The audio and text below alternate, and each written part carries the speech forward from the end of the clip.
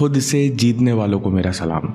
Doctor हॉलन जब mental hospital पहुंचे तो वहां की नर्स और स्टाफ ने माथा पकड़ लिया, लो आ गया एक और पढ़ा लिखा डॉक्टर।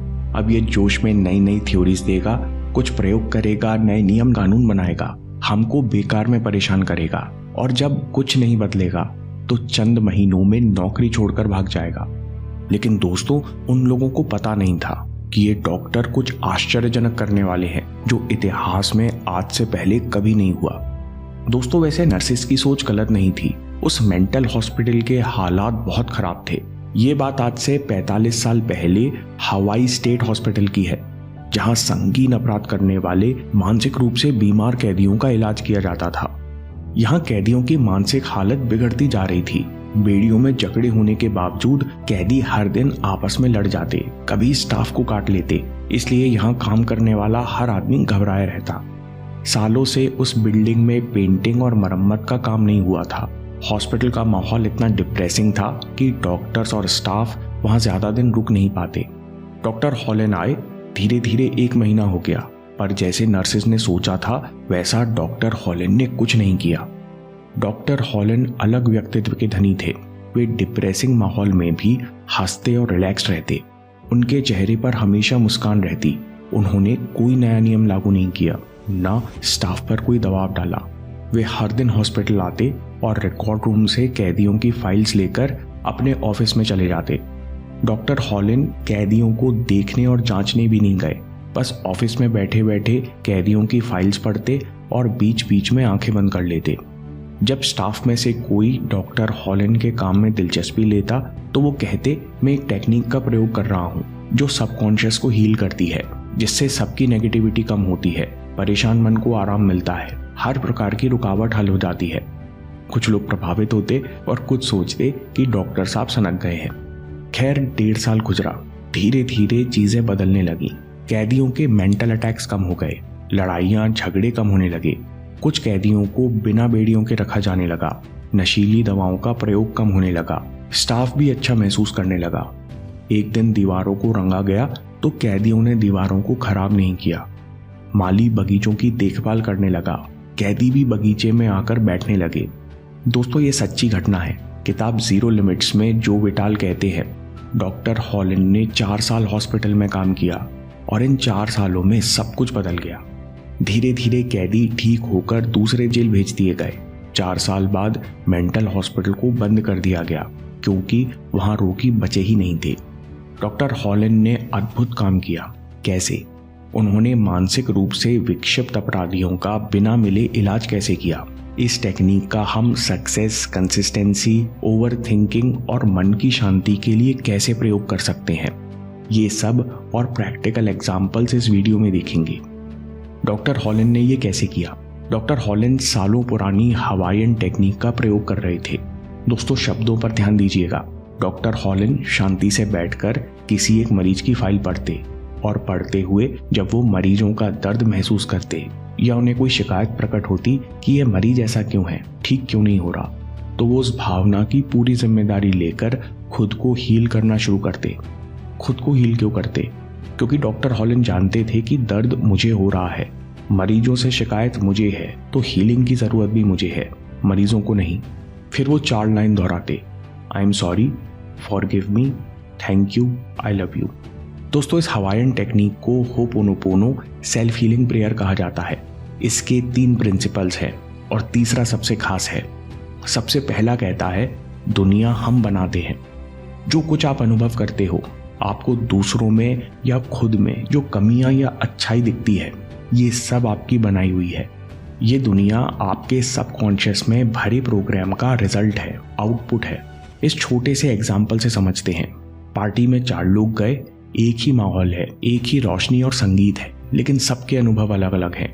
एक मस्ती करता है, एक शांत हो जाता है, एक ऊब जाता है और एक उदास हो जाता है। पार्टी का माहौल सबके लिए समान है, लेकिन सबकॉन्शियस प्रोग्राम के कारण हर किसी के दिमाग के अलग अलग हिस्से एक्टिवेट हो रहे हैं।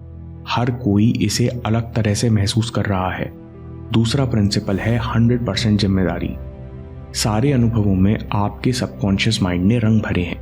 यानी अगर आपको किसी व्यक्ति, चीज, परिस्थिति या खुद में भी कोई खराबी दिख रही है तो ये आपकी जिम्मेदारी है। और जिम्मेदारी का मतलब ये नहीं है कि गलती आपकी है, क्योंकि अब तक सबकॉन्शियस प्रोग्रामिंग कैसी हुई ये आपके कंट्रोल में नहीं था। तीसरा पॉइंट है सेल्फ हीलिंग। गलती आपकी नहीं है, लेकिन अब खुद को हील करने की पूरी जिम्मेदारी आपकी है। डॉक्टर हॉलन कहते हैं कई सालों पहले किसी बात की चोट लगी थी, वो बात सबकॉन्शियस में बैठ गई। इस दर्द से बाहर आना, खुद को स्वस्थ करना आपकी जिम्मेदारी है। कैसे? होपोनोपोनो 3 स्टेप्स में काम करता है। सबसे पहले रिकॉग्नाइज। कमी या कठिनाई, जो कुछ दुख प्रकट हो रहा है, वो सबकॉन्शियस में बैठे हुए नेगेटिव बिलीफ सिस्टम बाहर अपनी परछाई डाल रहे हैं। वास्तव में ये इंसान, ये वस्तु या कोई कमी स्वयं अनंत ब्रह्मांड का हिस्सा है। मैं भी इसी का हिस्सा हूँ। जैसे ही इस बात को मैंने समझा, जैसे ही मैंने रिकॉग्नाइज किया, मेरे मुंह से निकला आई एम सॉरी। जैसे ही मुझे रियलाइज हुआ कि मैं अनंत ब्रह्मांड में कमी देख रहा हूँ, मेरे मुंह से निकला आई एम सॉरी। दूसरा स्टेप है रिग्रेट। अनंत ब्रह्मांड से, साइलेंस से, नहीं तो अपनी सांस से ही माफी मांग ली, प्लीज फॉरगिव मी। और तीसरा स्टेप है रिलीज। माफी मांगते वक्त कोई उम्मीद नहीं की, बिना किसी इंटेंशन के माफी मांगी, फिर भी माफी मांगते ही मन हल्का हो गया। सबकॉन्शियस पर नेगेटिव प्रोग्रामिंग और यादों का असर कम हुआ, तो अपने आप अंदर से आवाज आई, थैंक यू। अनंत ब्रह्मांड को धन्यवाद, सांस को धन्यवाद, परम शक्ति को धन्यवाद। आप जिसको धन्यवाद करना चाहो। अगर आप अपने शरीर को धन्यवाद करना चाहो तो वो भी बढ़िया है। और आखिर में आई लव यू। सब कुछ एक है और मैं भी उसी से जुड़ा हूं। आई लव यू। दोस्तों, 3 चीजों के लिए अब सीधे इस टेक्निक का प्रयोग देखते हैं। सबसे पहले शुरू करते हैं सक्सेस और सेल्फ इंप्रूवमेंट से। जब हम कोई लक्ष्य बनाते हैं और उसे पूरा नहीं कर पाते तो हम खुद में ही कमियां निकालने लगते हैं, खुद पर शक करने लगते हैं। मैं फेलियर हूं। जब भी मन में इस तरह की बात आए, जब अपने ऊपर डाउट महसूस हो, तो सांस पर ध्यान दीजिए। सांस को सीने में महसूस कीजिए। अब आंखें बंद करके खुद की मेंटल पिक्चर देखिए और बोलिए, मैं खुद में कमी देख रहा हूं, यानी मैं अनंत ब्रह्मांड में कमी देख रहा हूं। कमी देखने के लिए, शक करने के लिए आई am sorry, please forgive me, thank you, I love you. दोस्तों, नोट करें, प्रैक्टिस करने के बाद आपको मेंटल पिक्चर लाने की जरूरत नहीं पड़ेगी। आपको नेगेटिव विचारों और भावनाओं का एहसास होगा और आप रुककर मन में दोहराओगे, I am sorry, please forgive me, thank you, I love you. एक और बात नोट कीजिए, शब्दों के पीछे की भावनाएं जरूरी हैं। जब रिकॉग्नाइज किया तो अपने आप निकला आई एम सॉरी, प्लीज फॉरगिव मी, और सब कुछ इतनी आसानी से हो रहा है कि thank you, I love you. अब इस टेक्निक का यूज करते हैं ब्रेकअप और बुरी यादों से बाहर निकलने के लिए। जब ब्रेकअप होता है तो पुरानी बातें याद आती हैं। हम शिकायत करते हैं कि मेरे साथ धोखा हुआ है या मुझसे बड़ी गलती हो गई। जब मन में इस तरह के दुख महसूस हो तो अपनी सांस पर ध्यान देते हुए दूर गए इंसान की मेंटल पिक्चर देखो और सोचो तुम इस अनंत ब्रह्मांड का हिस्सा हो। तुम में कमी देखने के लिए, तुमसे शिकायत करने के लिए मैं अनंत ब्रह्मांड से माफी चाहता हूं। आई am sorry, please forgive me, thank you, I love you.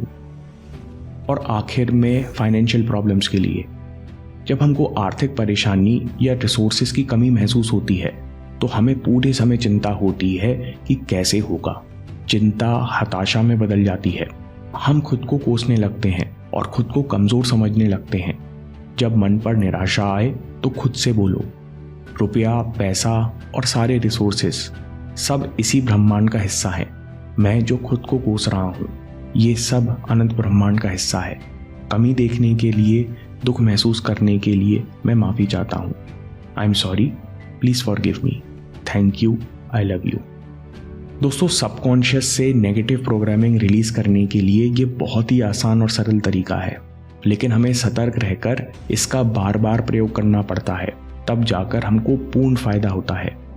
Doctor हॉलन कहते हैं कि इसमें कोई संदेह नहीं कि आपको समय लगेगा और शुरू में दिक्कत भी आएगी। सबकॉन्शियस माइंड के प्रोग्राम और डेटा को मिटाने के लिए एकाग्रता और दृढ़ता की जरूरत होगी।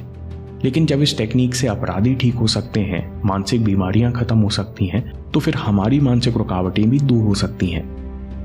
दोस्तों, अगर आपको ये वीडियो पसंद आया तो देखिए कैसे आप अपनी जीत को मल्टीप्लाई कर सकते हो। जब आपका मूड अच्छा हो, जब आपकी एनर्जी हाई हो, तब अपने गोल्स पूरे करने के लिए इस टेक्निक का प्रयोग कीजिए। आपको बहुत फायदा होगा। मैं काम के किस्से लाता रहूंगा। हिम्मत, हरकत, होशियारी, हम जीतेंगे।